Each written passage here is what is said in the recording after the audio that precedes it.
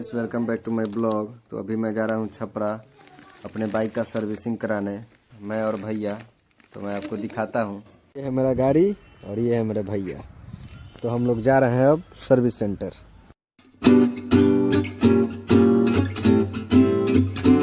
तो गाइस हम लोग सर्विस सेंटर के अंदर आ गए हैं। बाइक हम लोग का ठीक हो रहा है, थोड़ा बाइक में साउंड आ रहा था, वही ठीक किया जा रहा है।